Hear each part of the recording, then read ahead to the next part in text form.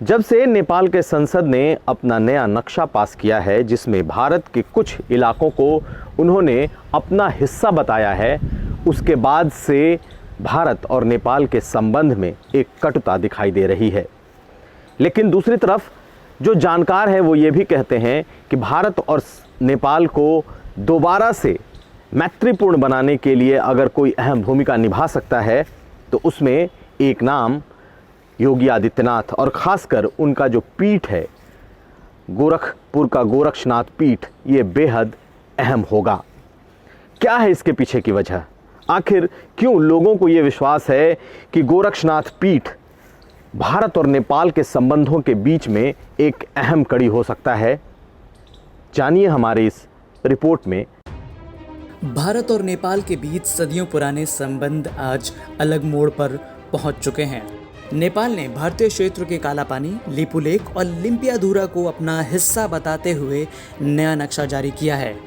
इस नए नक्शे के लिए संविधान में संशोधन का बिल नेपाल की संसद से अब पारित भी हो गया है। दोनों पड़ोसी देशों के बीच पहली बार तनातनी का माहौल है। नेपाल और भारत के संबंध को अगर समझना है तो आपको गोरखा लोगों यानी कि नेपाल के पहाड़ों पर रहने वाले गोरखा लोग और गोरखपुर के गोरक्षनाथ पीठ के संबंध को भी समझना होगा। अगर लोगों की आस्था इस गोरक्षनाथ पीठ से जुड़ी है तो उसकी वजह आध्यात्मिक और सांस्कृतिक है। दरअसल राजतंत्र के दौरान और या आज भी प्रतीकात्मक तौर पर जो नेपाल के राजा हैं उनके लिए गोरक्षनाथ पीठ और गोरक्ष पीठाधीश्वर राजगुरु हैं। ऐसे में दोनों देशों के बीच तनाव कम करने में गोरक्षनाथ पीठ अहम भूमिका निभा सकता है।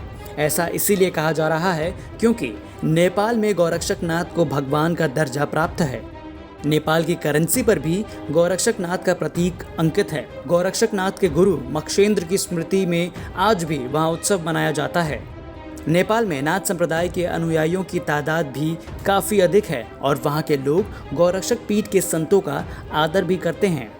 और यही वजह है कि लोग ये मानते हैं कि ऐसी स्थिति में जब भारत और नेपाल के संबंध खराब होते जा रहे हैं, गोरक्षनाथ पीठ और गोरक्षनाथ पीठाधीश्वर यानी कि योगी आदित्यनाथ इसमें अपनी बड़ी भूमिका निभा सकते हैं। हम आपको आगे बताएंगे कि आखिर ऐतिहासिक, सांस्कृतिक और आध्यात्मिक संबंध नेपाल से इस गोरक्षनाथ पीठ के कैसे रहे हैं और कैसे दो अलग देश होने के बावजूद दोनों को अलग नहीं किया जा सकता। नेपाल का शाह परिवार गोरक्षनाथ को अपना राजगुरु मानता है। राजवंश ने अपने मुकुट पर गुरु गोरक्षनाथ की चरण पादुका का प्रतीक भी बनवा रखा है।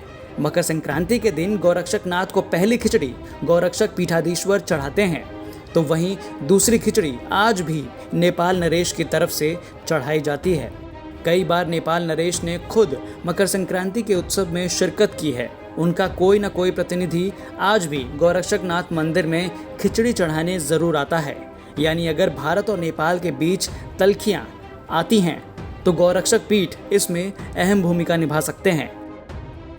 हर साल लाखों की तादाद में गोरखा लोग इस गोरक्षनाथ पीठ में आते हैं क्योंकि वो इन्हें अपना भगवान और गोरक्षनाथ पीठाधीश्वर को अपना गुरु मानते हैं। और वो भी इसलिए क्योंकि आज भी आधिकारिक तौर पर नेपाल के राजा के राजगुरु गोरक्षनाथ पीठाधीश्वर हैं।